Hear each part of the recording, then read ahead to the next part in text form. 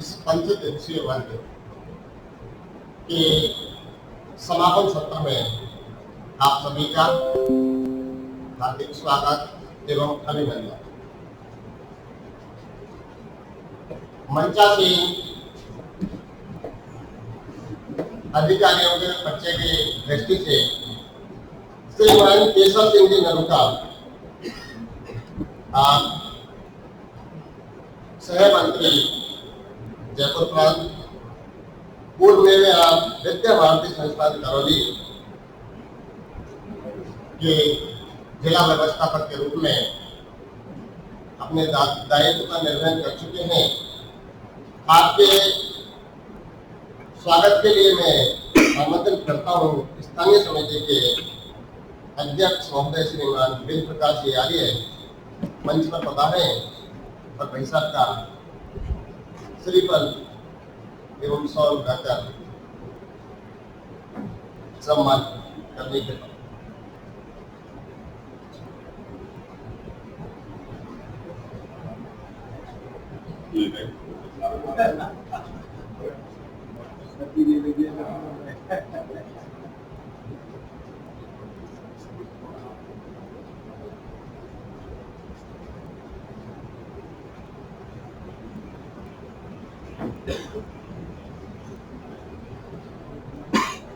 श्रीमान जयश्री अग्रवाल जिला महामंत्री अग्रवाल समाज करौली के रूप में समाज का प्रतिनिधित्व करते हैं। आप पंचायती राज विभाग में राज्य की सेवा में कार्यरत हैं। आपके स्वागत के लिए श्रीमान स्थानीय प्रबंध कार्यकारिणी के व्यवस्थापक जी को आमंत्रित करता हूँ बेशक का स्वागत करने के लिए मंच पर आमंत्रित है।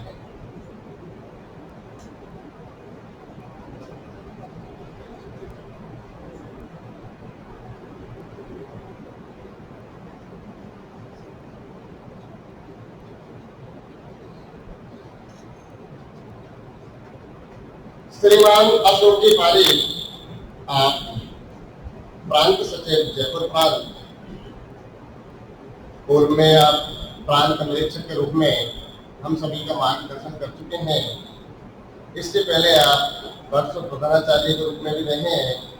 आपके स्वागत के लिए मैं मंच पर आमंत्रित करता हूँ श्रीमान अनिल कुमार जी स्थानीय प्रबंध कार्यकारिणी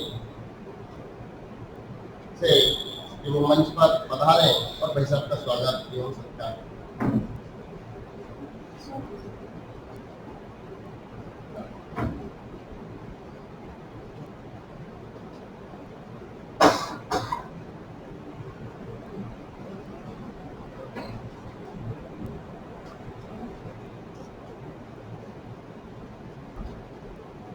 श्रीमान सत्यनारायण जी मिश्रा क्षेत्रीय खेल प्रमुख एवं प्रांतीय परीक्षा प्रमुख के दायित्व का निर्वहन करते हुए हमारा मार्गदर्शन करते हैं। आपके स्वागत एवं सत्कार के लिए मैं जिला उपाध्यक्ष श्रीमान गोपाल जी मिश्रा को आमंत्रित करता हूँ कि भाई साहब का मंच पर आकर स्वागत एवं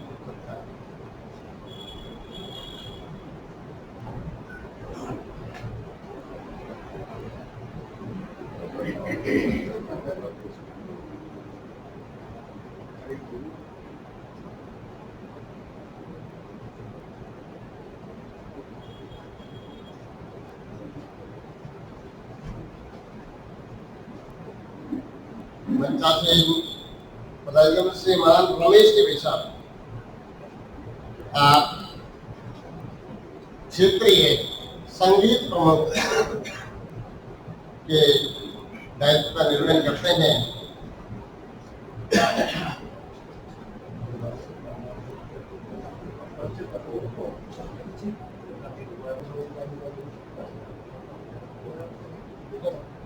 अब कार्यक्रम की अगली कड़ी के लिए मैं बेशक से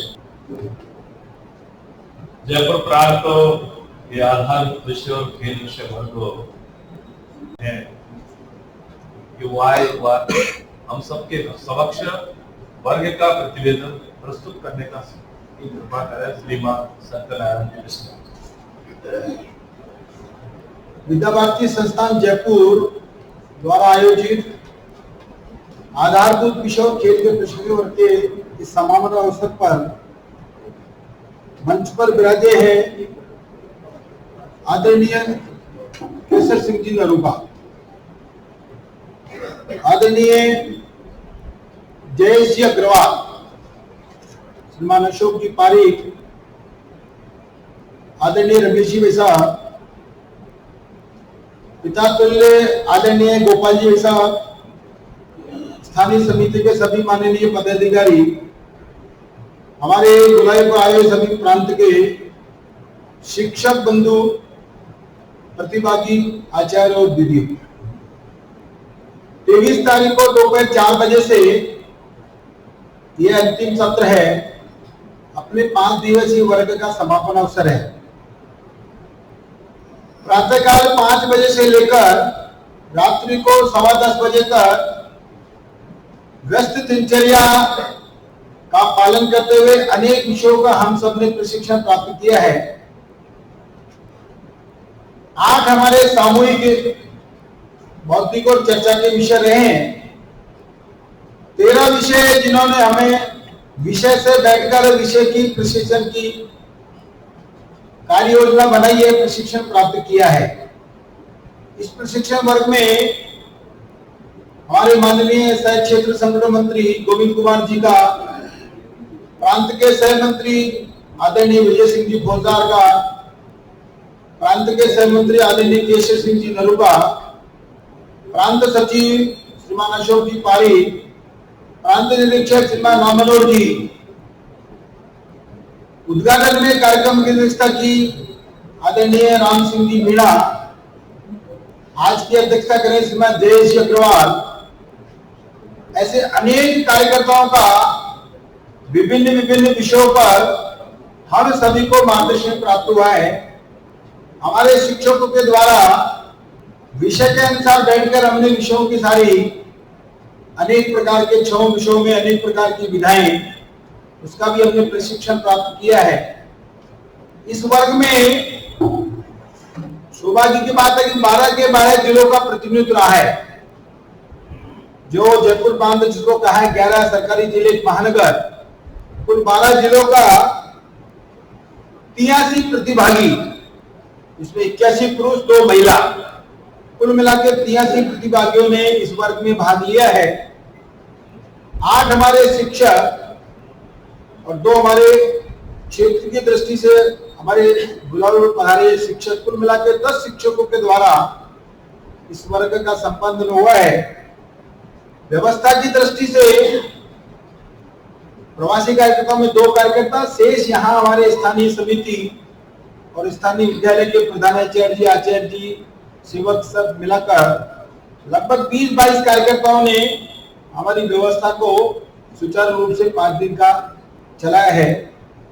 और पूरे वर्ग में 6 अधिकारी जिनका समय समय पर मार्गदर्शन प्राप्त हुआ है। ऐसा है वर्ग 23 से लगाकर आज ये संपन्न होने जा रहा है।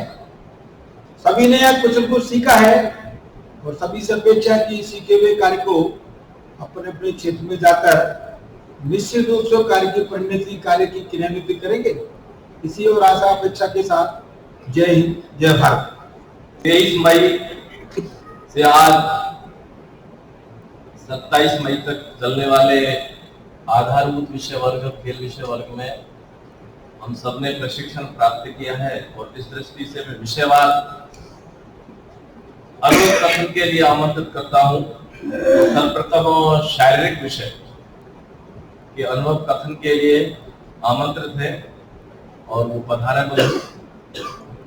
शारीरिक विषय में उन्होंने प्रशिक्षण प्राप्त किया है, वो अपने अनुभव कथन के लिए पधारा है। मां शारदे एवं समस्त मेरे साथी प्रशिक्षणार्थी बंधु, इस शारीरिक प्रशिक्षण में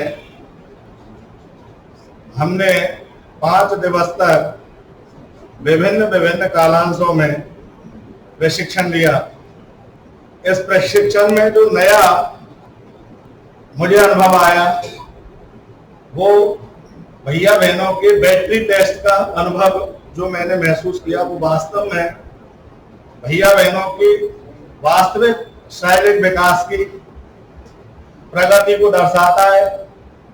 और इसको यदि हम प्रत्येक विद्यालय में बैटरी टेस्ट को लागू करें तो हम भैया बहनों के वास्तविक शारीरिक विकास की स्थिति को जान सकते हैं और उनके परिणाम को भी ठीक प्रकार से घोषित कर सकते हैं। और इसका प्रभाव अपने विद्या मंदिरों के माध्यम से भैया बहनों के अभिभावकों पर भी विद्यालय की छवि को दर्शाएगा। इतने ही शब्दों के साथ मैं अपनी माँ शारदा को प्रणाम करते हुए सुजानगढ़ से जब मैं रवाना हुआ तो लगा मैं अकेला हूँ और विषमतम गर्मी थी, लेकिन ईश्वर की कृपा से ईश्वर ने हमारे पे मेहरबानी की। उसके बाद जयपुर आने के बाद मैंने पूछा भाई टोडा भीम जाने के लिए कहाँ जाना होगा, तो एक मैडम ने कहा इंक्वायरी पे जाके मालूम था। मैं इंक्वायरी पे गया तो कहा टोडा भीम की तो बस गई, इसको तो बहुत साधारण छोटा सा गाँव होगा भाई, लेकिन ये आया और सत्यनारायण जी का जैसे साथ मिला भाई साहब का यहाँ का संयोजन कर रहे हैं, उनके साथ मैं यहाँ पहले पहुंच गया था। फिर यहाँ की गतिविधियां देखी और आचार्यों से बात की तो मेरे दिल में आया कि इन्होंने कितनी मेहनत की, इसलिए सबको प्रणाम। भाई साहब लोकेश जी को भी प्रणाम, संयोजन करने वालों को प्रणाम। गोपाल जी का आत्मीयता जो संबंध मैंने देखा वास्तव ईश्वर तुल्य है, वास्तव पिता तुल्य, मैं इनको भी प्रणाम करता हूँ। और वास्तव में सीखने को ये है कि जो हमारे जो पहला सत्र होता है प्रातः स्मरण का, इसके साथ जो सत्यनारायण जी ने ये किया भाई आधारभूत विषय के लिए अलग अलग जगह जाकर के आप अपनी क्रियाओं को सीखिए, क्योंकि योग एक ऐसी चीज है बंधु जिसके अंदर खाली पेट रहना बहुत जरूरी है ताकि हमारा उसमें मन लगे। और प्रातः स्मरण करने का और ईश्वर से योग को जुड़ाता है, तो एक तो मेरे ये सीखने को मिला। दूसरा, हम जो सब प्रतिभागी थे वो 45 वर्ष से ऊपर थे और योग आप जानते हो बहुत लचीला विषय है। स्वभाव से तो लचीला होना ही चाहिए, लेकिन शरीर को लचीला करना। लेकिन जैसे राजेंद्र जी जो क्षत्रिय हमारे यहाँ आए, उन्होंने हमारे को मोटिवेट किया। उसके बाद हम तीनों आपस में मिलकर, जैसे हेमंत जी है, मैं और हमारे रामदयाल जी है और अन्य साथी, एक दूसरे से यार आए हैं तो सीखना ही है और कुछ सीखे जाएंगे, ताकि हम आचार्य अगर प्रेरणा नहीं देंगे तो बच्चों पे प्रभाव कैसे पड़ेगा। वास्तव में बहुत ही अच्छा रहा और हम कोशिश करेंगे। वैसे ही मेरा तीसरा पार्ट है यहाँ आने का, पहले 2 बार मैं आ चुका हूँ, लेकिन इस शिविर से मुझे बड़ा आनंद आया। और मेरे साथियों से मैंने चर्चा की, उन्होंने भी ये कहा इस शिविर का आनंद इसलिए आया, अन्नमय कोश जैसे कहते हैं, पहला शरीर में अगर भोजन की व्यवस्था ही बढ़िया नहीं हो यार तो मजा आए क्या। तो भोजन की व्यवस्था भी बहुत बढ़िया थी, इसलिए गोपाल जी को पुनः प्रणाम। और हम कोशिश करेंगे इस योग को आगे से आगे बुलंदियों तक पहुंचाए। इसी के साथ मेरे अपने शब्दों को विराम देता हूँ। ओम शांति। मैं 30 वर्षों से और संगीत का दायित्व का निर्वहन करता आ रहा हूं। कई कार्यक्रम भी करवा चुके हैं स्कूल में,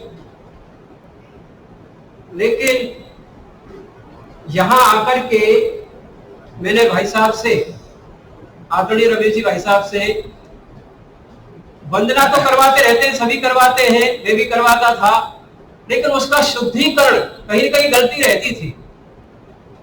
आज मैं ये बिलावल है, शुद्ध भैरवी राग है, इनके बारे में मुझे जानकारी हुई और वंदना का शुद्धिकरण भी हुआ है। और कोरोना काल में 2-3 साल से मैं बड़े परेशान था, सामना भी किया था और भी बीमारी हो गई थी, साल भर ट्रीटमेंट चला था। योग के माध्यम से मैंने उस बीमारी को दूर भी किया। और भाई साहब ने एक बात कही थी कि अगर आप यहां सीख करके जा रहे हैं तो निष्क्रिय मत होना, बालकों को जाकर के और शुद्ध वंदना करवाना, मुझे आनंद की प्राप्ति हो। मैं भाई साहब को विश्वास दिलाता हूं कि मैं यहां से जो सीख करके जा रहा हूं, आपने बड़ी मुस्कुराहट से, कभी गलती हो जाती है, इस स्वभाव है हमारा, मैं भी कभी सिखाता हूँ बच्चों को तो गुस्सा आ जाता है और वे कहते जाने सीखे यार, लेकिन भाई साहब कभी भी गुस्सा नहीं हुए, मन में गुस्सा हो लेते हैं लेकिन बड़ी मधुरता से। और इन्होंने भाई साहब का नाम तो बोलो। भाई साहब रमेश जी, भाई साहब आदरणीय रमेश जी भाई साहब, आदरणीय रमेश जी भाई साहब, मैं बड़ा प्रभावित हूँ और मैं विश्वास, हाँ यूं तो सभी कार्यकर्ता सही मेहनत करते हैं और सभी से कुछ सीखने को मिला है।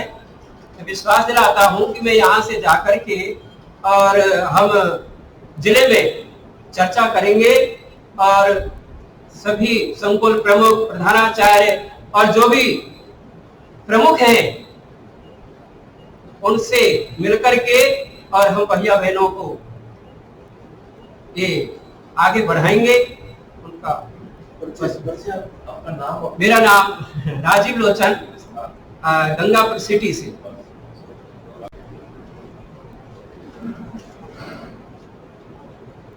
शारदायै नमः।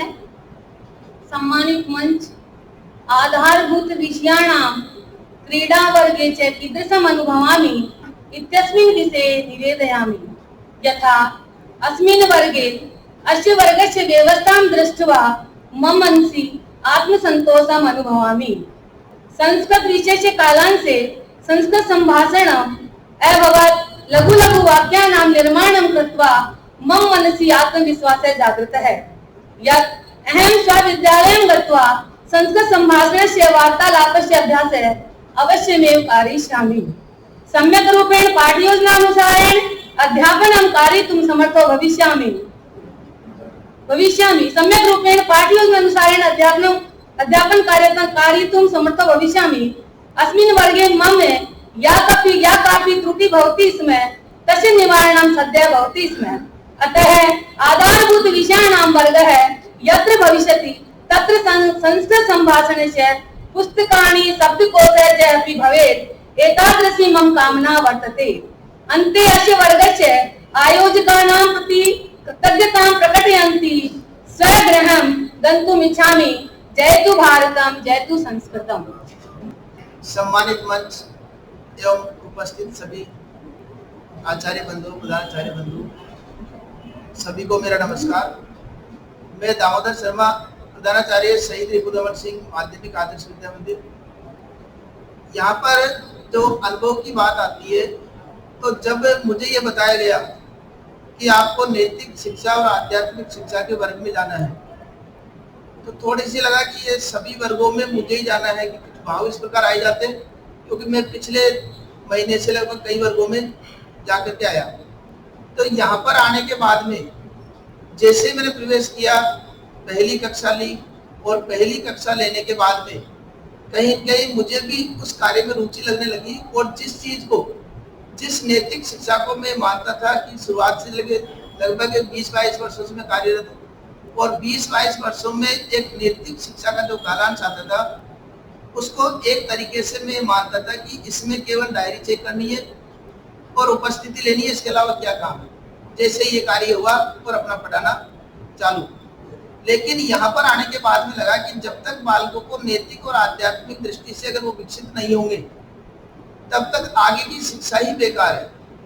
और ये बात हमको बहुत अच्छी तरीके से, और जैसे कमलेश जी गौतम हमारे शिक्षक हैं, उन्होंने जिस तरीके से इनको विभिन्न उदाहरणों के माध्यम से, गीत के माध्यम से, संगीत के माध्यम से समझाया, तो निश्चित रूप से उससे काफी सब प्रभावित हुए, सबको लाभ मिला। और मुझे भी एहसास हुआ कि अगर मैं वास्तव में उस समय रुक जाता तो कहीं न कहीं बहुत कुछ खो देता। आज यहाँ पर आने के बाद में निश्चित रूप से मुझे लाभ की प्राप्ति हुई। धन्यवाद। हेमेंद्र भरत, माँ शारदे विष्णु माँ भारती को प्रणाम करते हुए हम यहाँ 23 तारीख से 27 तारीख तक हमने जो प्रशिक्षण प्राप्त किया, हमारे वरिष्ठ शिक्षकों द्वारा हमें कुछ मेजर गेमों का प्रशिक्षण दिया गया, जिनमें वॉलीबॉल, कबड्डी, खो खो, बैडमिंटन और शतरंज। सभी शिक्षार्थियों ने मन से बारीकी से एक एक चीज पर ध्यान दिया और जो संदेह हमको थे उनके निराकरण करते हुए हमने उनको दूर किया। इसके बाद में कुछ प्रैक्टिकली तौर पर मैदान में भी हमने एथलेटिक्स के कुछ शॉर्ट पुट वगैरह वार्म अप मैच से पहले जो वार्म अप कराते हैं वो सारे एक्सरसाइज उनको बताए गए और मैच के बाद में कूल डाउन स्थिति किस प्रकार होती है ये बताया गया। एक विशेष जो बात हमको यहाँ बताई गई बैटरी टेस्ट की, तो हम सभी शारीरिक और खेल वालों ने अपना अपना बैटरी टेस्ट के लिए ऐसे 5 भागों को टेस्ट करवाया और उससे हमें काफ़ी ऐसा अनुभव हुआ कि हमें विद्यालय में जाकर के भैया बहनों का हर 2-3 महीने के बाद में ये करना चाहिए और तुरंत उनके इस बैटरी टेस्ट के द्वारा उनमें प्रगति हो, ऐसा हमें वहाँ जाकर के प्रयास करना है और खेल की दृष्टि से भैया बहनों को मोटिवेट करते हुए वो बारीकियाँ भी सिखानी है और उनका चयन करके आगे खेल के लिए भेजने हैं। गोपाल लाल जी गुप्ता हम सबके ध्यान में, जो हम सबकी जबान पर है और इनके प्रारंभ से लेकर आज तक अपने बीच में एक अभिभावक की भूमिका में लगातार हम सबकी सब प्रकार की चिंता जिन्होंने की है कि वो यहाँ पधारे। वो अपने विद्या भारती संस्थान करौली जिले के सम्मानीय उपाध्यक्ष हैं और इस विद्यालय के संस्थापक सदस्य व्यवस्थापक सारे दायित्वों का निर्वहन कर चुके श्रीमान गोपाल लाल जी।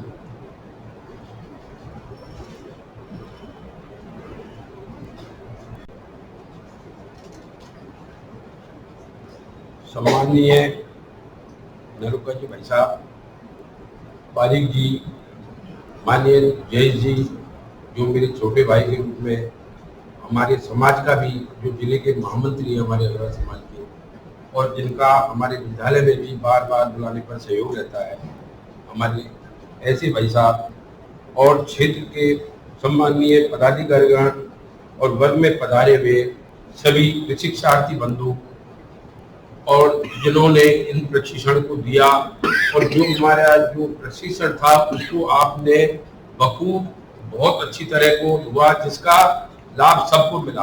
अगर आप नहीं होते तो ये प्रशिक्षण भी बगैर रोटी से काम नहीं चलता, लेकिन दिमागी कार्य करते आपको करना ही था।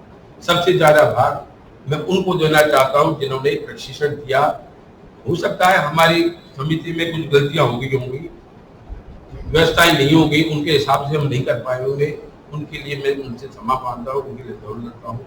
इस सफल बनाने में उनका सबसे ज्यादा इस सहयोग रहा और इस कार्य में आपने जो मनोयोग के साथ वर्ग में आपकी सबकी जो आचार्य है, जो यहाँ पधारे हुए शिक्षक प्रधानाचार्य माननीय जो हमारे लीड की धुरी है विद्यालयों के, वो उन्होंने भी हमको पूरा सहयोग समिति को किया। हमारे जो कार्यक्रम थे, हमारी जो व्यवस्थाएं थी, उनको उन्होंने, अगर ये बिगाड़ते तो वैसे बिगड़ जाता, तो इन्होंने भी, मैं इनके लिए भी धन्यवाद देता हूँ और मैं उन प्रबंधकों के लिए भी धन्यवाद देता हूँ जिन्होंने दिन रात मेहनत करके, आचार्यों ने, हमारे सफाई कर्मियों ने, हमारी दीदियों ने, उन्होंने सबने हमारे जिले का और विद्यालय का आपकी सेवा में जो किया, उससे मेरा मुझे भी धन्यवाद, मेरा नहीं है, मैं कुछ नहीं कर सकता, बगैर उनके बगैर पैर के आदमी पहाड़ को नहीं नाप सकता। ऐसी उनका सबसे ज्यादा धन्यवाद है जिन्होंने हमारी इन व्यवस्थाओं को सुधारने की कोशिश की। और मैं सब ज्यादा धन्यवाद माननीय की है सत्यनारायण जी भाई साहब का, जो बार बार हमको चेतावनी करते थे, आप मीनू से चलो, आप मीनू से चलो। हम कभी बदलते तो कहते नहीं प्रांत की योजना चलो, तो उनके उसके ये मार्गदर्शन नहीं हमको मिला कि हम है उल्टा सीधा कुछ नहीं कर पाए, नहीं कर पाए। तो मैं भी बल्लभ उनको भी सबसे ज्यादा आभार व्यक्त करता हूँ और विद्यालय परिवार की तरफ से जो आने जिला समिति की ओर से जो जाने अनजाने में जो व्यवस्था है, हो सकता है कभी हमने गुस्सा भी खेल दिया होगा, आदत है हमारी, जो हमने अब तक ऐसे गांव के रहने वाले जब मीणा रहते और हमारी आदत बोलने की प्रक्रिया, हमारी भाषा कड़ी, तो उनके लिए भी हो सकता है हमने कह दिया कटोरी नहीं है, नहीं लाएंगे, नहीं देंगे इनको, हो सकता है, लेकिन ऐसा भोजन कराने का मन नहीं था। गिलास नहीं देंगे, क्यों नहीं लाते? एक इतनी सी निवेदन आपसे मेरी तरफ से हाथ जोड़ के करता हूँ, अव्यवस्था में व्यवस्था में अव्यवस्था होती है, इसको मैं आपसे उन्हें बार बार आग्रह करूंगा कि आप इन चीज में जब सहयोग होगा जब ये बात हो, और हमारी जो गलती हो गई हो उन अच्छी बात जो सीखी है उनको साथ ले जाएं और बुराई को गेट के पीछे भीतर जो कोई भी अच्छी चीज है, अच्छी आपने सीखा है, प्रबंधन है, हमारी कर्मनिष्ठा है और हमारी समितियों का व्यवहार है, हमारी जिला समिति की तरफ से प्रतिनिधित्व मैं कर रहा हूँ, तो हो सकता है हमारा स्वाभाविक है, लेकिन अच्छी बातों को ले जाए, मेरे तो सब ज्यादा गलती है। तो मैं इनको मुझे क्षमा करते हुए, समिति को क्षमा करते हुए, हमारे कर्मचारी को, दीदियों को जो हमारे बगैर कुछ नहीं कर सकती, तो उनको भी आप क्षमा करेंगे, ऐसा मैं करता हूँ। आशा करता हूँ आप अच्छे से आप बता हो। भारत माता की। समारोह अवसर पर जिनका मार्गदर्शन हमें प्राप्त होना है, आज के कार्यक्रम के मुख्य वक्ता श्रीमान अशोक जी पारीकर, मैं उनसे निवेदन करना चाहूंगा कि भावगीत के पश्चात हम सभी का समारोह अवसर पर मार्गदर्शन करने की कृपा करेंगे और भावगीत के लिए आमंत्रित करता हूं श्रीमान राजेंद्र जी गहलोत, आचार्य झुंझुनू से है।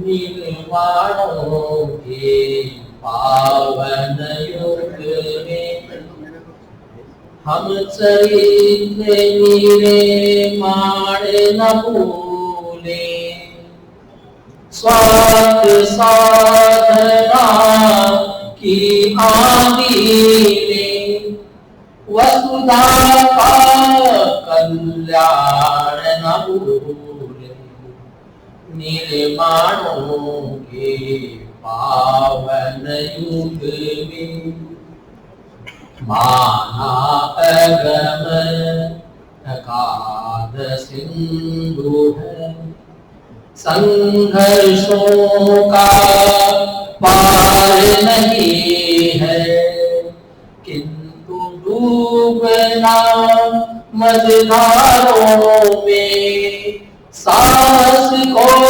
स्वीकार नहीं है, जटिल समस्या सुलझाने को नूतन अनुसंधान न भूले, स्वार्थ साधना की आदि में वसुधा का कल्याण न भूले, निर्माणों के पावन युग में शील विनय आदर्श श्रेष्ठता तार बिना झंकार नहीं है, शिक्षा क्या स्वर साध सकेगी यदि नैतिक आधार नहीं है, कीर्ति को मोदी की गरिमा में संस्कृति का सम्मान न भूले, स्वार्थ साधना की आदि में वसुधा का कल्याण न भूले, निर्माणों के पावन युग में आविष्कारों की कृतियों में यदि मानव का प्यार नहीं है, सृजन नहीं नवी ज्ञान व्यर्थ है, प्राणी का उपकार नहीं है, भौतिकता के उत्थानों में जीवन का उत्थान न भूले, स्वार्थ साधना की आदि में वसुधा का कल्याण न भूले, निर्माणों के पावन युग में, निर्माणों के पावन युग में, निर्माणों के पावन युग में।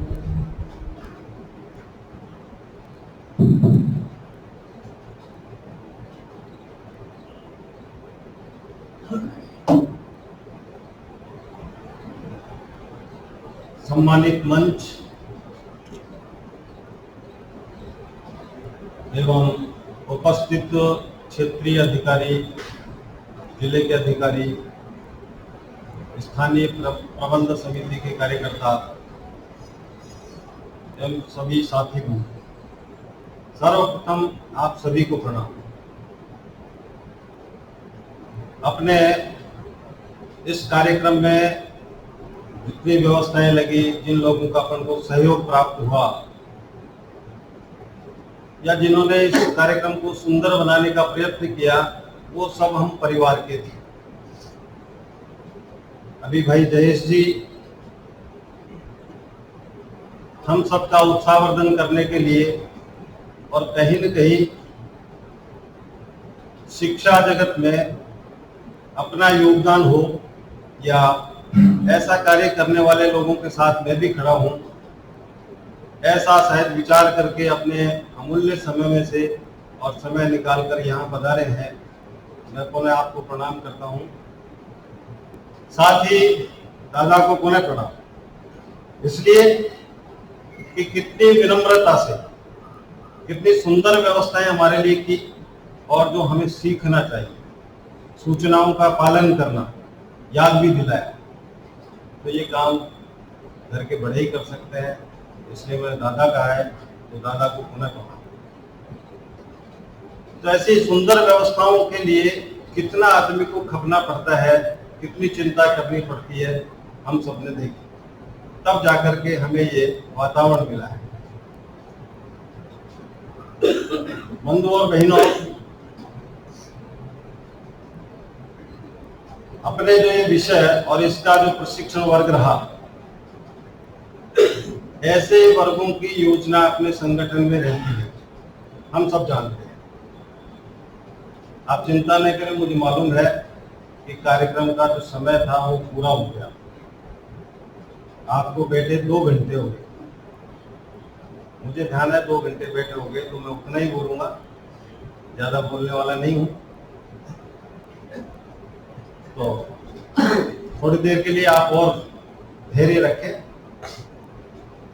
क्योंकि जैसा इन्होंने आदेश दिया उसका पालन करना है। तो ऐसे वर्गों की जो रचना होती है, अपने बड़े और ऐसे समय में से समय निकाल करके अपन करते हैं कि कहीं समय दिखता ही नहीं, अपन बड़ी व्यस्तता अपन को दिखाई देती है। पर जिस काम के लिए लगे, जिस उद्देश्य को लेकर के चले हैं, विद्या भारती जिस सिद्धांत को लेकर के कार्य कर रही है, वह सिद्धांत हमें और यह सब कार्य करने के लिए प्रेरित करता है। विद्या भारती का सिद्धांत हम सब जानते हैं, सा विद्याया विमुक्तये। विद्या वह है जो सभी प्रकार के बंधनों से मुक्त करती है।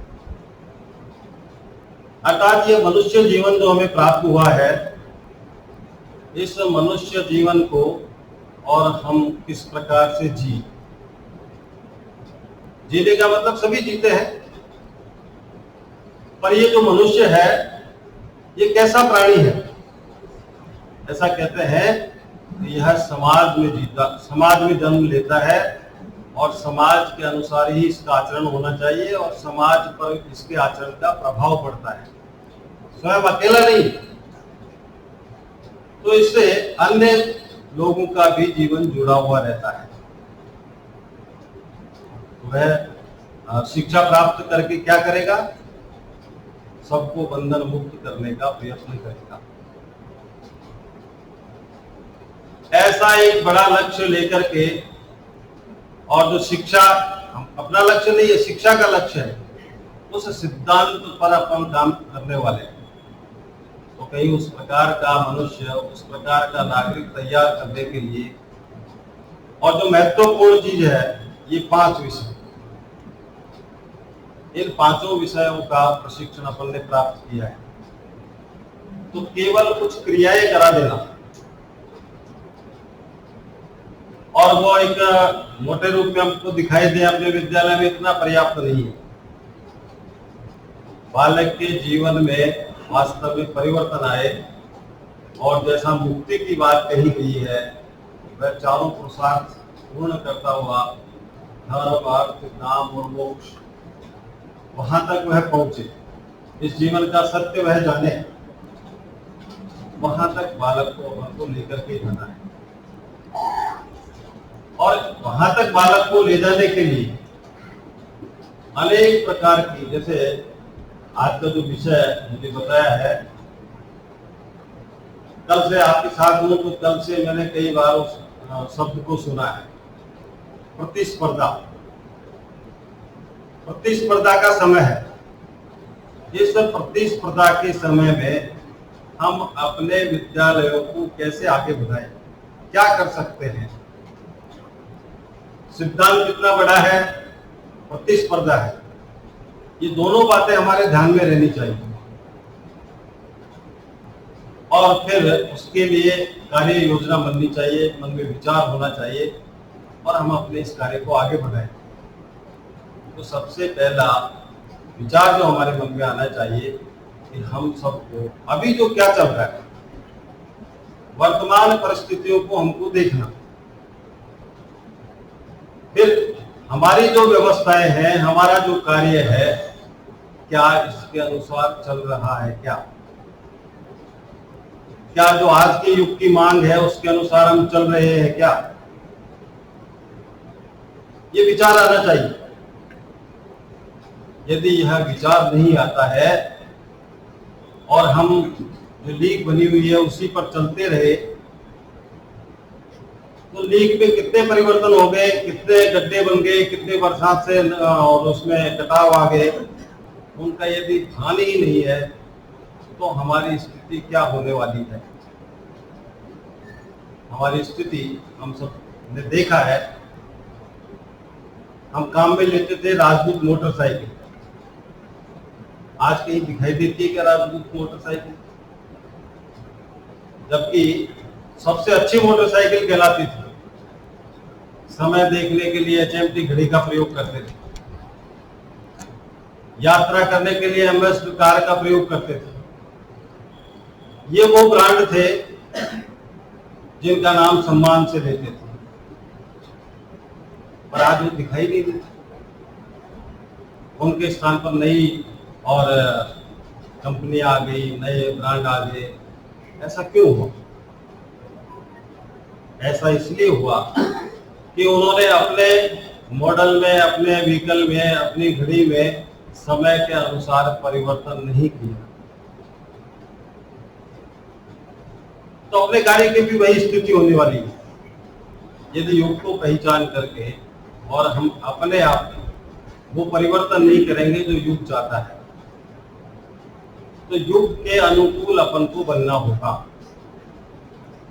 आज वो जमाना गया जो बालक को हम रटा देते थे, जितना पढ़ा उतना ठीक है, गुरुजी की चोट और विद्या की कोट, ऐसा सुनते थे, कहते भी थे। गुरुजी भी पुस्तक से लेकर के पढ़ते थे और हमको संप्रेषित कर देते थे। जो हमने पढ़ा उस समय की बात कर रहा हूँ, उससे पहले की बात अपन करेंगे। तो ये आज के समय में पर्याप्त नहीं है। बालक हमको नकार देते हैं, शुद्ध वाक्य भी नहीं बोलेंगे, शुद्ध शब्द नहीं बोलेंगे, वो तो बात की बात है। और आज ये एक ऐसा इंस्ट्रूमेंट हमारे पास आ गया कि इससे कहीं ज्यादा बालक हमसे ज्यादा जानते हैं। तो जब अपने ज्ञान की एक सीमा बालक के सामने आती है, तो बालक के मन में हमारे प्रति श्रद्धा का भाव जागृत नहीं होता है। वो सोचता है मेरे गुरुजी यही जानते हैं। जबकि गुरु के प्रति उसके मन में जो भाव, पहले दिन जब आया तो उसके मन में क्या भाव थे? मेरे गुरुजी सब कुछ जानते हैं, दुनिया की सब बातें जानते हैं। ऐसे गुरु के पास जा रहा हूँ और धीरे धीरे और हमारे ज्ञान की सीमाएं उसको मालूम होती है तो श्रद्धा समाप्त हो जाती है। तो उस परंपरा में अपन को नहीं जीना है। हमें मोबाइल सीखना है तो सीखना है। कितना काम आया। अभी कोरोना काल में हमने देखा कि यदि हमने इसको नहीं सीखा होता तो हमारे कितने बालक ऐसे थे जो छूट गए थे, अभी भी उसका गैप पूरा नहीं कर पा रहे। पर ये तकनीक, इसका प्रयोग करना हमने सीखा। आज के समय की आवश्यकता थी तो बालकों को हम पढ़ा सके। बालक कहते हैं कि हमें कोई इतना एहसास नहीं हुआ कि हमारा एक विद्यालय बंद है, और अन्य तरीकों से भी आप पहुंचे उनके पास। तो ये युग के अनुसार जैसी परिस्थितियां हैं उसके अनुसार अपन को परिवर्तन करने की आवश्यकता है। शिक्षा प्राप्त करने के भी और स्थान, माध्यम ये बदल गए। सिद्धांत नहीं बदले हैं पर माध्यम बदल गए, उसकी परिस्थितियां बदल गई। पहले अपने यहाँ शिक्षा कैसे प्राप्त होती थी हम सब जानते हैं। रघु का उदाहरण आता है, कैसे गुरुजी ने या जो गुरु बनने वाले थे कैसे ज्ञान प्राप्त करने की और जिज्ञासा उनके मन में जागृत की।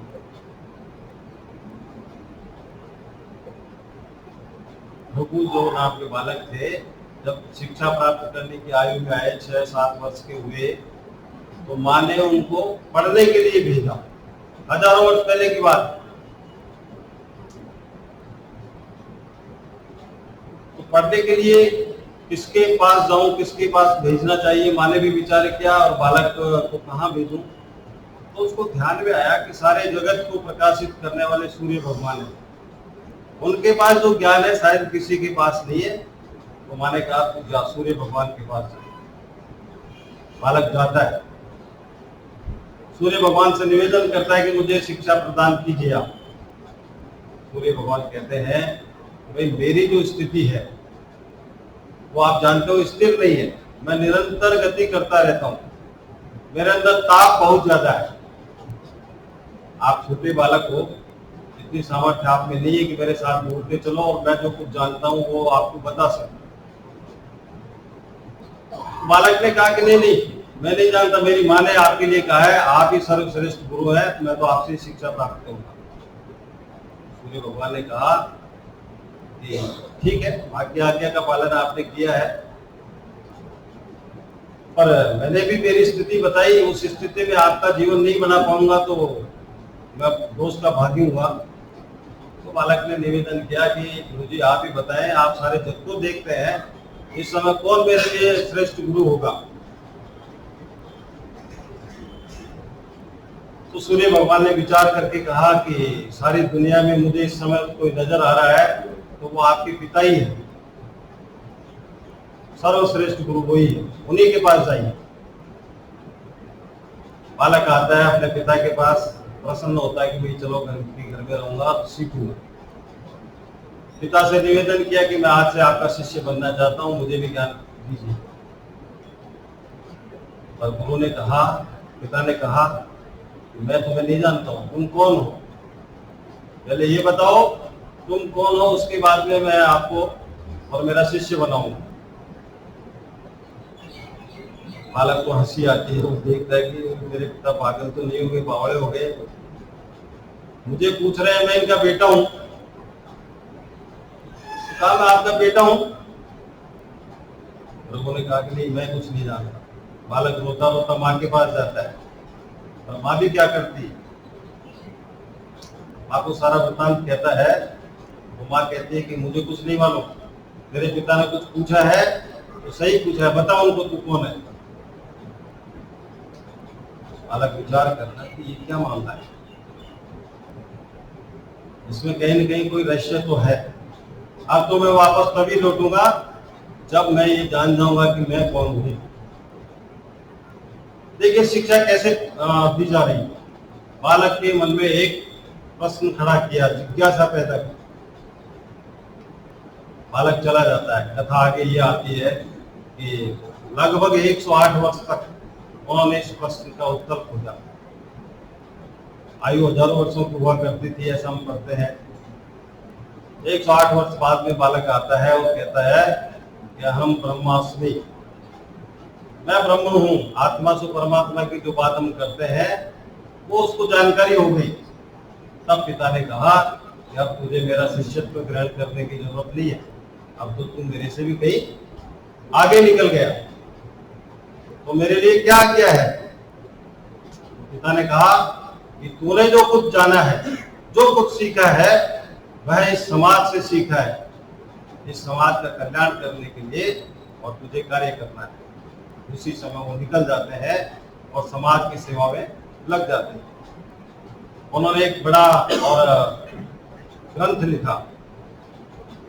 आज भी उस ग्रंथ के जो ज्योतिषीय सूत्र हैं, जो ज्योतिषीय गणित है, जितनी सटीक वो बताती है, वैसा कोई और दूसरा ग्रंथ नहीं बना, और वो कहलाती है भृगु संहिता। हजारों हजारों वर्ष हो गए उस समय अध्ययन करके उन्होंने जो बात लिखी थी, वो आज भी और सटीकता की दृष्टि से सबसे प्रमाणित है। ये शिक्षा व्यवस्था हुआ करती थी। परिस्थितियां उस समय इस प्रकार की थी कि कहां भेजना उसको अनुभव प्राप्त करने के लिए। तो क्या सबसे पहले जो आवश्यकता है वह है बालक को तैयार, उसका मन तैयार करने की। तो क्या हम तैयार करते हैं क्या? अब वो अपने आचरण से भी करना पड़ेगा, अपने ज्ञान से भी करना पड़ेगा, तो उसको वातावरण भी देना पड़ेगा, और अपनी पद्धतियां हैं उनमें भी परिवर्तन अपन को करना पड़ेगा।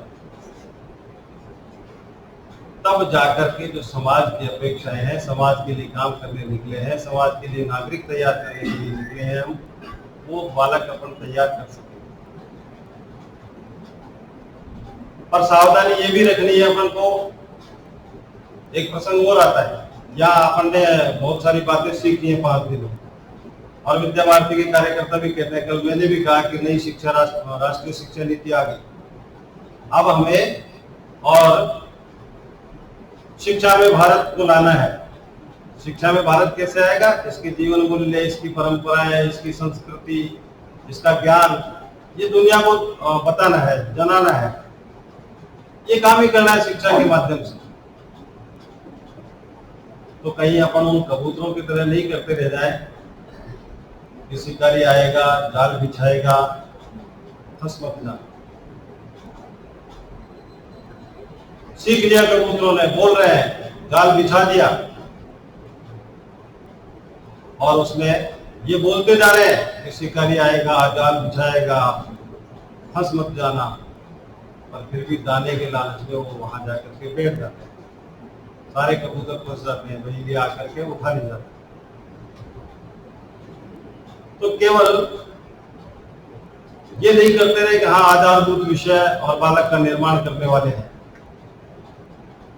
रात्रि को भी चर्चा की, क्रियान्विति की, तो ध्यान में आया कि प्रशिक्षण तो हमने अच्छा प्राप्त कर लिया, जान भी गए, लेकिन क्रियान्विति की का जो प्रमाण है वो उतना हमारे विद्यालयों में है क्या? यदि उनको ठीक प्रकार से हम क्रियान्वित करेंगे, तो जैसा वो शारीरिक वाले बता रहे थे, अभिभावकों को भी हम बताएंगे, तो अभिभावकों को भी ये विश्वास होगा कि हाँ हमारे बालक में इतनी क्षमता है। तो ये कर रहे हैं कि नहीं कर रहे हैं, ये विचार करने का विषय है। दूसरी एक बड़ी प्रतिस्पर्धा हमारे सामने आ रही है, हम सब जानते हैं, भाषा। जिधर देखो उधर अंग्रेजी भाषा, अंग्रेजी भाषा, अंग्रेजी माध्यम करो। और कहीं न कहीं हम भी सुनते सुनते और इस बात से कहीं सहमत हो गए। कहते हैं ना कि झूठ 1000 बार बोला जाए तो वो भी सच्चा लगने लगे। कहीं हमारी स्थिति ऐसी होगी। पर बंधुओं, अंग्रेजी भाषा का अपन कोई विरोध नहीं कर रहे। विरोध इसलिए भी नहीं करते कि भाषा यदि हम नहीं जानेंगे तो विश्व के कल्याण की जो बात करते हैं, अपने लक्ष्य में अपन ने लिया है, क्या वो कर पाएंगे? नहीं कर सकते। दूसरे को अपने विचार हम कैसे दे पाएंगे? जब वो हमारी बात समझेगा, और समझेगा कब? जब उसकी भाषा में बात करेंगे, जैसा विवेकानंद जी ने किया। हम सबको ध्यान है, शिकागो धर्म सम्मेलन में अंग्रेजी में उन्होंने सारे अपने भारत की बात कही और वहां से भारत सब जानते हैं। यदि ये भाषा नहीं जानते तो वो बात वहां नहीं रख सकते शायद। तो भाषा का महत्व है, भाषा कोई बुरी नहीं है, जानना चाहिए अपनी बात कहने के लिए।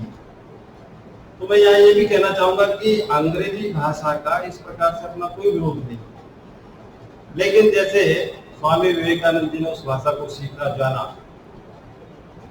उतनी अच्छी प्रकार से हमारे बालकों को भाषा सिखाना, ये चुनौती है इस समय। छोटे छोटे बोर्ड लगा करके और गलियों में विद्यालय खुले, अंग्रेजी माध्यम, बड़ी प्रतिस्पर्धा है। आप कहते भी हैं कि भाई साहब क्या करें, बच्चों को ले गए अंग्रेजी माध्यम के नाम से। तो इस अंग्रेजी माध्यम का भूत तब उतर सकता है जब हम अपने यहाँ भी अंग्रेजी भाषा को ठीक प्रकार से पढ़ाएंगे। उसके लिए अच्छा आचार्य रखिए, उसके लिए समय में कोई प्रावधान रखिए, और हमारा बालक अंग्रेजी अभी अपने विद्यालय में खराब नहीं है, ऐसा नहीं है कि इस पर कोई खराब है, पर फिर भी जैसा समाज सोचता है उसके ध्यान में भी ये बात लानी, तो उसके लिए अंग्रेजी भाषा को अच्छे प्रकार से पढ़ाना, बालक को अंग्रेजी सिखाना, पर माध्यम हम नहीं करेंगे। माध्यम क्यों नहीं करेंगे? क्योंकि भाषाओं से संस्कृति बनती है, भाषाओं से हमारा जीवन झलकता है, और भाषा का विचार करेंगे तो हमारे ध्यान में आएगा भी। संस्कृत भाषा में दीदी बोल रही थी, आधारभूत विषय भी है, ज्ञान का जितना खजाना हम मानते हैं कि इस भाषा में अपने यहाँ उपलब्ध है, दुनिया आज तक जो क्या कहें आविष्कार नहीं कर सकी, वो आविष्कार भी उसमें है, शायद आज हम नहीं समझ पाए होंगे। तो ऐसी समृद्ध भाषा, ज्ञान की भाषा, इस भाषा को बोलने वाले लोगों की संस्कृति निस्संदेह श्रेष्ठ होगी। कहते हैं कि हमारी भी हस्ती है कोई, कि आज तक हम नहीं, रोम मिट गया, मिस्र मिट गया, और हम नहीं मिटे। उसके पीछे कहीं न कहीं हमारा ज्ञान, हमारी भाषा जो हमारी संस्कृति बनाती है, हमारा दूसरे के प्रति देखने का नजरिया बनाती है। तो आज की जो वर्तमान की समस्या है उसका निदान भी हमारे पास है, और उसको जान करके करने की बात है।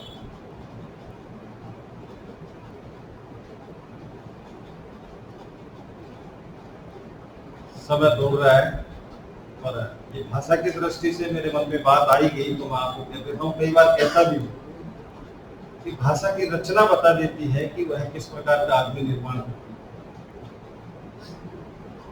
है। एक हमारी संस्कृत भाषा है, एक उसका एक छोटा सा उदाहरण आपको देता हूँ कि उसकी वाक्य रचना या भाषा के जो बनती है, पुरुष और विभक्तियों का उपयोग करते हैं। उसमें और जो भाषा है वह क्या कहती है?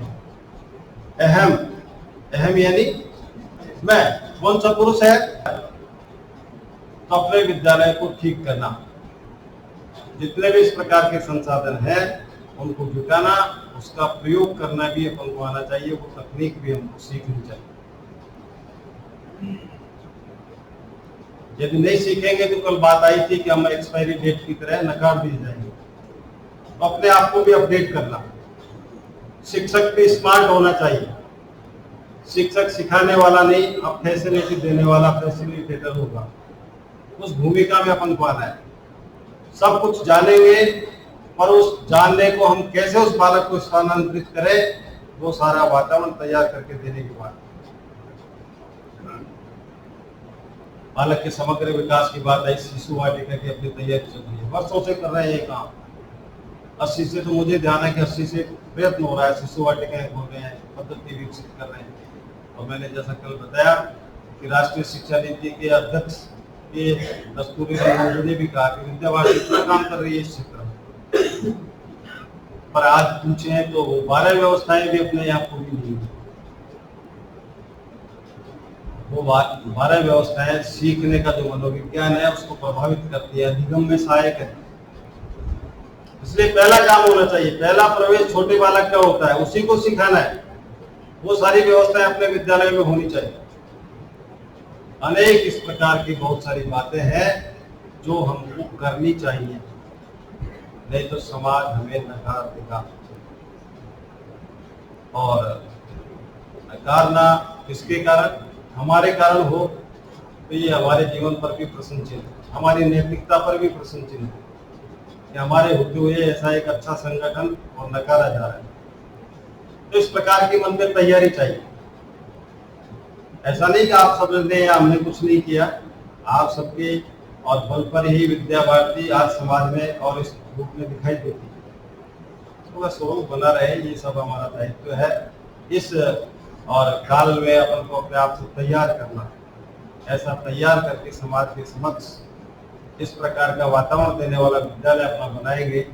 मैं समझता हूँ कि अपनी सारी जो मन की दुविधाएं हैं, जो कष्ट हैं, संकट है, वो दूर होंगे। बात बहुत कर सकते हैं पर समय की सीमा है। बात यही पूरी करता हूँ। जय भारत, जय हिंद। मंत्री अग्रवाल समाज का कि वो इस अवसर पर अध्यक्षीय उद्बोधन से हम सबको प्रेरणा देने की बात करें। श्रीमान जय श्री।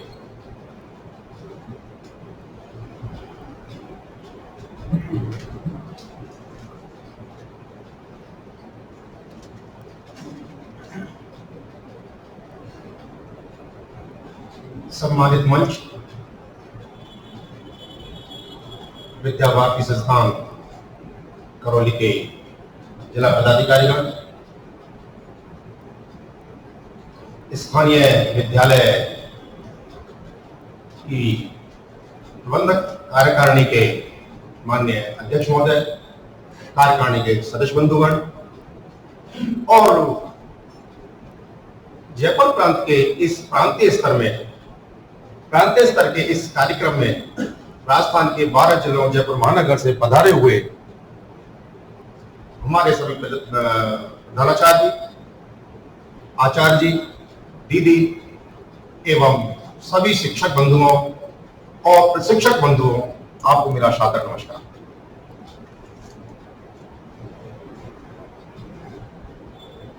यूं तो विभिन्न संगठनों से जुड़ होने के कारण विभिन्न प्रकार के कार्यक्रमों में भाग लेने का अवसर और सौभाग्य प्राप्त होता रहता है, लेकिन आज मैं जिस कार्यक्रम में मैं यहां उपस्थित हूं, मैं अपने आप को अति गौरवान्वित महसूस करता हूं, क्योंकि इस कार्यक्रम में जो मंच पर विराजमान है या जो प्रशिक्षक है वो तो विशिष्ट है ही, इसमें कोई शक नहीं। लेकिन आज के इस प्रांतीय स्तर के 5 दिवसीय इस कार्यक्रम में जो प्रशिक्षण प्राप्त कर रहे हैं वो कितने विशिष्ट और कितने प्रबुद्ध वर्ग से आते हैं, उनके लिए प्राणों में हमारे कुछ 2 लाइनें, 2 स्तुति में 2 लाइनें कही गई हैं। उस प्रबुद्ध और विशिष्ट वर्ग से आज के प्रशिक्षणार्थी आते हैं। गुरुर ब्रह्मा गुरुर विष्णु गुरुर्देवो महेश्वर गुरुर साक्षात परब्रह्म तस्मै श्री गुरुवे। आप उस प्रबुद्ध वर्ग से आते हैं और आज मुझे आपके बीच आने का सौभाग्य मिला है। यह मेरा परम सौभाग्य है और इससे मैं अपने आप को अति गर्वान्वित महसूस करता हूं। बात करें आपके आधारभूत और खेल विषयों की, या इसे मैं सामान्य जो मैं समझ पा रहा हूं उस भाषा में बात करूं तो शिक्षा में आधारभूत विषयों और खेलों के महत्व की बात है। मैं अपने बात को प्रारंभ करना चाहूंगा। हमारे राष्ट्रपिता महात्मा गांधी ने एक बहुत बड़ी बात एक लाइन में कही थी इस चीज को लेकर कि स्वस्थ शरीर में ही स्वस्थ मस्तिष्क का निवास होता है। विद्या अध्ययन के लिए स्वस्थ मस्तिष्क की आवश्यकता होती है, लेकिन मस्तिष्क के स्वास्थ्य के लिए किस चीज की आवश्यकता होती है?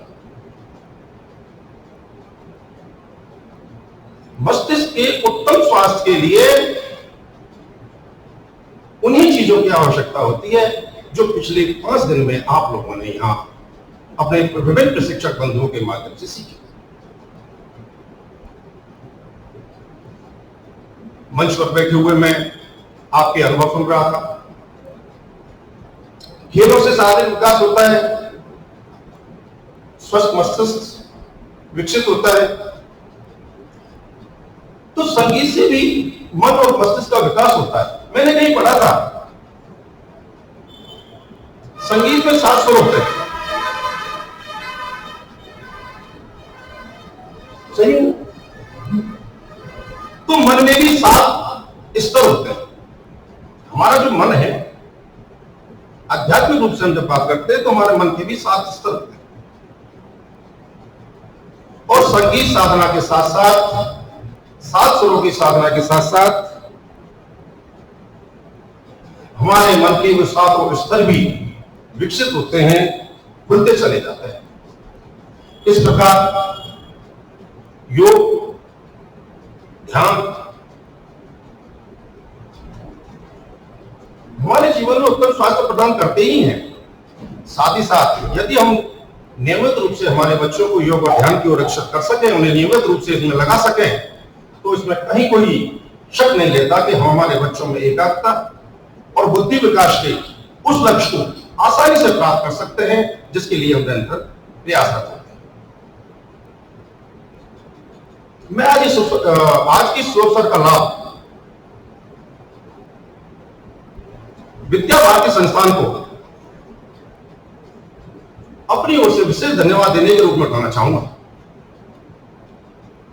क्योंकि मेरी अनुभव और विश्वास के अनुसार विद्या भारती संस्थान के विद्यालयों द्वारा अपने आचार्यों के माध्यम से हमारे नौनियालों को एक वो महत्वपूर्ण चीज दी जा रही है जिसकी वर्तमान भारतीय शिक्षा पद्धति में हम कहीं भी उपस्थिति नहीं देखते, लेकिन उसकी आवश्यकता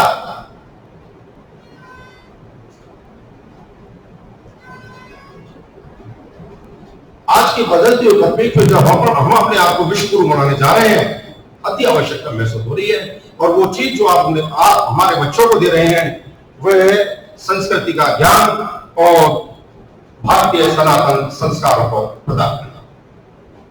मैं बार बार धन्यवाद देना चाहूंगा विद्या भारती संस्थान को।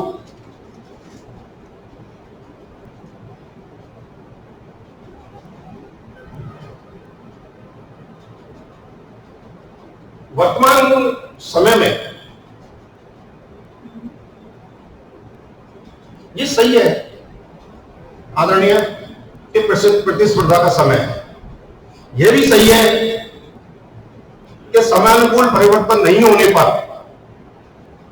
ब्रांड तो क्या प्रजातियां भी लुप्त हो जाती हैं, लेकिन समय के साथ परिवर्तन हमको करना होगा, ये निश्चित है। लेकिन परिवर्तन करते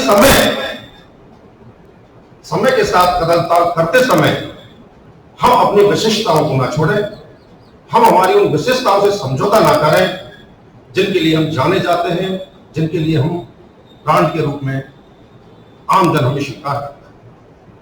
भारत की वर्तमान शिक्षा पद्धति, मैं भारत की शासकीय शिक्षा पद्धति की बात कर रहा हूं, जो अंग्रेजों के समय में जिसे लॉर्ड मैकाले शिक्षा पद्धति भी कहा जाता है, एक विशिष्ट अंग्रेजों ने अपने एक विशिष्ट उद्देश्य की पूर्ति के लिए लागू की थी, जिसे हम यदि भारतीयता के संदर्भ में बात करें तो एक षड्यंत्र के रूप में हमारे ऊपर लागू की गई थी।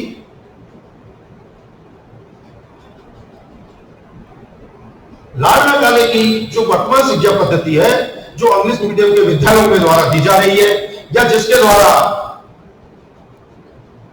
हमारे शासकीय विद्यालयों में बच्चों को शिक्षित किया जा रहा है, वह लॉर्ड मैकाले की शिक्षा पद्धति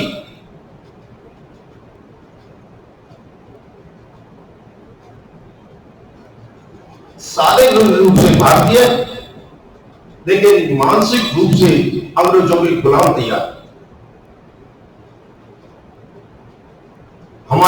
लोगों की जो पुरानी शिक्षा पद्धति थी, समय के साथ कुछ ऐतिहासिक दुर्घटनाओं के कारण यद्यपि वो समाप्त हो चुकी है, लेकिन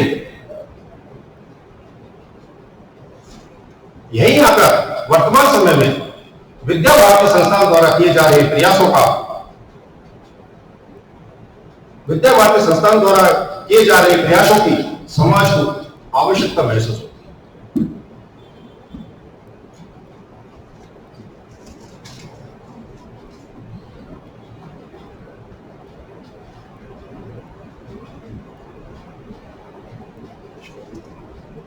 मैं समाज को देखते हुए केवल आप लोगों से यह निवेदन करना चाहूंगा,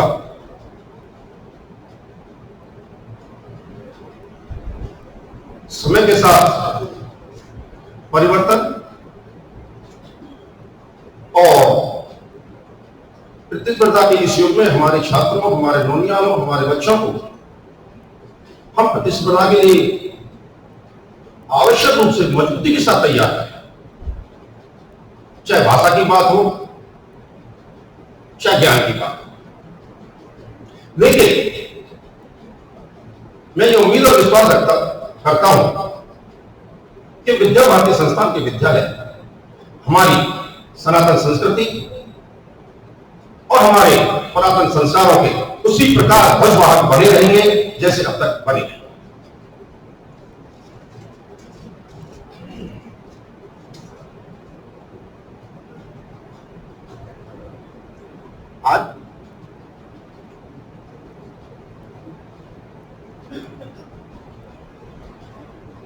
आज के परिप्रेक्ष्य में इस प्रतिस्पर्धा के इस युग में अपनी संभावनाओं को भविष्य में जीवित रखने के लिए आवश्यक है कि हम हमारे बच्चों को शिक्षा के साथ साथ आधारभूत विषय, खेल और आधुनिकतम तकनीक के बारे में उन्हें न केवल अवगत कराते रहें, बल्कि हमारे संसाधनों का समुचित उपयोग करते हुए उन्हें हम प्रशिक्षित करते रहें। और ये कब संभव होगा? ये जब संभव होगा जब एक अभिभावक के रूप में मैं और एक गुरु के रूप में आप इसके लिए निरंतर प्रयास करते हैं। मैं अपनी आने वाणी को विश्राम देता हूं। जय हिंद, जय भारत। कुडायूं जैसी छोटी नगरी में आप लोगों के पदार्पण से हमें जो जानने और सीखने का सौभाग्य मिला, आपके आतिथ्य करने का जो हमें सौभाग्य मिला, उसे हम हमारा अहोभाग्य मानते हैं। और जैसा कि हमारे अग्रज, हमारे नेतृत्वकर्ता आदरणीय वैसा गोपाल जी ने निवेदन किया, मैं उसी बात को आगे दोहराते हुए कोडाभीम के नागरिक के रूप में आपके आतिथ्य, आपकी सेवा और यहाँ की व्यवस्थाओं में रही हुई प्रत्येक कमी के लिए आपसे क्षमा प्रार्थी हूं। जय हिंद, जय सत्य। चरण में ले जाते हुए आमंत्रित करता हूं विद्या भारती संस्थान जयपुर के सहमंत्री सम्मानीय नंदुका जी को पधारे और धन्यवाद ज्ञापन करने का अभाव है, कष्ट की आवश्यकता नहीं। बंधुओं, मैं आपका दृश्य बहुत देर से देख रहा हूं कि जिस मुद्रा में आप आ चुके हैं 2.5 घंटे में, ऐसा लगता है कि ये मुद्रा कहीं और ज्यादा खतरनाक नहीं हो जाए। इसलिए मैं अपने आप को बहुत जल्दी ही सीमित कर लूंगा, आप निश्चित रहिए। एक बार बहुत जबरदस्त बरसात हुई मारवाड़ में और बाढ़ आई। आपने सुना होगा बाढ़ में जैसी जगह बाढ़ आई, बहुत जबरदस्त पानी बरसा। तो एक नदी बहती है लूणी, उस लूणी नदी में बाढ़ आई। और हम जानते हैं जब बाढ़ आती है तो बाढ़ में नदी के अंदर भंवर पड़ जाती है और भंवर में कोई आदमी फंस जाता है तो क्या मानते हैं बन गया। ऐसे ही एक लूणी नदी में बाढ़ आ रही थी, तो बाढ़ में एक गांव पड़ता है रास्ते में। उस गांव में से एक राजपूत सरदार थे, वहां के टीकाई ठाकुर साहब कहते हैं। वो उस बाढ़ में, उस नदी के अंदर, उस गांव में भंवर फंस गए। अब उस भवन में फंसते हुए बहते हुए जा रहे हो, वहां पर बाद में ये धोबी और धोबन घाट पर कपड़े धो रहे। अब वो जो धोबन ने उसको देखा, ठाकुर साहब जा रहे जोर से चले, अरे बेचारा ठाकुर साहब बहता जा रहा है, कि गांव में ठाकुर साहब बहते जा रहे। अब उन ठाकुर साहब अगर देखिए बाढ़ में बह रहे हैं तो उनको पता है मैं मरूंगा, और बहते बहते क्या बोलते हैं, हम जाते हमको बेचारा तो धोबी समझ गया। धोबी बोला ये तो कह ही रहा है, क्या मैं बताऊंगा आपको, अंदर इतनी जबरदस्त अकड़ आ जाती है कि वो ये भी नहीं समझता तो अंतिम स्थिति में जा रहा है, परंतु अकड़ नहीं जा रही उसकी। तो हमारे अंदर भी क्या है, जैसे रामायण का है ना, ऐसो को जल में जगमाई प्रभुता पाए लाए मदनाई। आपने भी प्रशिक्षण प्राप्त किया है, प्रशिक्षण प्राप्त किया है, विद्यालय जाएंगे, आचार्य सामने खड़े होंगे, प्रशिक्षित हूँ, 5 दिन का प्रशिक्षण लेके आया हूँ, ठीक से प्रस्तुत हुई है, 5 दिन का प्रशिक्षण प्राप्त किया मैंने। तो ये एक छोटा सा किस्सा सुना के मेरी बात सुना, तो बात सूत्र जाना पता नहीं कितने लंबा बोलेगा। एक बार आपने तुमसे कई प्रकार की रामायण लिखी है, अश्वमेध रामायण का नाम आपने सुना होगा।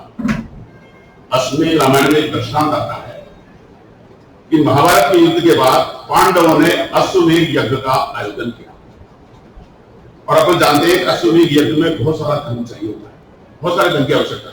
तो सबने विचार किया कोई धन कहां से आएगा, तो लोगों ने सलाह दी कि धन तो है एक जगह पर कोई लाने वाला चाहिए। कहां पर है, कि गंगा के अंदर हपार बने, और लाएगा कौन गंगा से। तो भीम ने कहा मेरे अंदर 10,000 हाथियों बने, मैं रहूंगा। भीम तैयार हो गया। अब ऐसा कहते हैं 5 सती कहलाती है, जो अमर कहलाती है। 5 जिनको कहते हैं 5 सती, उनमें एक मंदोदरी का नाम भी आता है। उन 5 जो सती कहलाती हैं, उन 5 में मंदोदरी का नाम भी आता है। जब भीम लंका के लिए रवाना हुआ तो पहुंच गया लंका के अंदर, जाकर के कहा से मंदोदरी से, जिस टाइम में मौसी लगती थी, तो उसने मंदोदरी ने पूछा बेटा कैसे आया, कि मौसी इस तरह से महाभारत में हमने युद्ध जीता है और एक बहुत बड़ा अश्वमेध यज्ञ का आयोजन हो रहा है, तो हमारे पास धन का अभाव है, तो मैं धन लेने आया हूं। तो मंदोदरी का बेटा धन की तो कोई कमी नहीं है, पर तुम ले कैसे क्या आया। तो भीम ने कहा मैं 10,000 हाथियों को बोले मेरे अंदर, मैं ले जाऊंगा।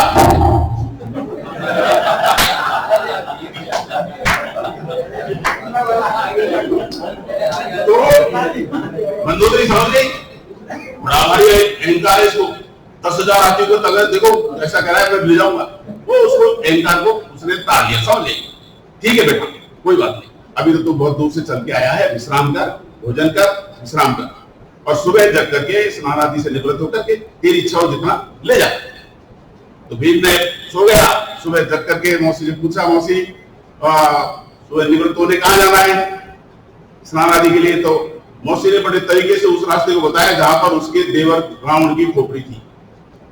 बेटा ये पास में समुद्र है, मैं समुद्र में गया, वहां निवृत्त हो गया, वहां स्नान कर लेना। तो वो भीम रवाना हुआ। अब उसने रास्ते में देखा एक बहुत बड़ा सरोवर है, तालाब, तो उसने सोचा इतनी दूर कैसे जाए, पर तो इस सरोवर में सारा कार्यक्रम कर लेते हैं। तो भाई वो निवृत्त हो लिया, भाई उसमें सरोवर में उसने स्नान कर लिया। स्नान करके निवृत्त होकर के वो वापस लौट आया। मंदोदरी पूछा बेटा तू तो जल्दी आ गया, समुद्र में पहुंचा नहीं पहुंचा। नहीं बेटी नहीं मौसी, समुद्र में स्नान करके आया हूं। तो बेटा समुद्र तो इतने नजदीक नहीं है, तो ऐसा तो नहीं कि मेरे देवर की खोपड़ी में स्नान करके आया हो। तो देवर की खोपड़ी, हाँ ये पास में मेरे देवर रावण की खोपड़ी है, वो ऐसा लगता है जैसे बहुत बड़ा सरोवर है। तो उसमें तेरे सिद्धियां भी दिख रही, हाँ उसी सिद्धियां तो थी, अरे वो सिद्धि नहीं है, उसके दांत है जिनको तो सिद्धि समझ रहा है। तो भीम को समझ में आया कि वास्तव में जिसकी खोपड़ी के अंदर मैं स्नान करके आया हूं, तो उसका क्या कैसा रूप स्वरूप होगा। एक ही कार्य, एक ही उसे उदाहरण से उसने उसका सारा अहंकार दूर कर दिया। बंधुओं 5 दिन के प्रशिक्षण के बाद जिस तरह का आपका जो कृतित्व और जो व्यक्तित्व चाहिए, हमारी इस विद्या भारती के राष्ट्रीय शिक्षा नीति लागू होने जा रही है, आप इसके आधारभूत स्तंभ हैं, और उसको किस तरह से उसको निरूपण करना है, किस तरह क्रियान्वित करनी है, ये आपकी कुवत पर निर्भर करता है। इस तरह का आदर्श प्रस्तुत करेंगे, ऐसा मेरे को विश्वास है। धन्यवाद तो हमारे गोपाल जी ने मेरी ओर से पहले ही प्रस्तुत कर दिया, हालांकि करना तो प्रांत को था, पर गोपाल जी ने अपने आप को प्रांत में ही समाहित कर लिया, ऐसा लगता है मुझे। तो मैं प्रांत की ओर से सभी का बहुत बहुत आभार व्यक्त करता हूँ।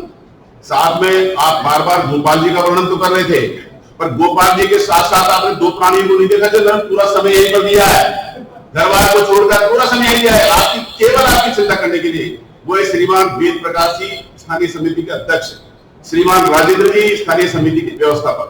आपने इन तीनों प्राणियों को देखा होगा, कहीं इन्होंने जरा सा भी चूक नहीं करी, कोई गड़बड़ नहीं हो जाए, क्योंकि टोडावीर के बारे में कोई गलत संदेश नहीं चलना चाहे, ये इनको स्वीकार नहीं। गोपाल जी के मन में कोई हमारे बारे कोई ऐसा नहीं कहते वहां ये कमी रह गई, गलती से भी कोई ऐसा नहीं कहते। तो सभी के लिए बहुत बहुत आभार, और इसी तरह का स्नेह प्रेम आपका बना रहे, ऐसी मेरी अपेक्षा। सर्वे भवन्तु सुखिनः, सर्वे सन्तु निरामयाः, सर्वे भद्राणि पश्यन्तु मा कश्चित् दुःखाय भवेत्। ओम शांति शांति।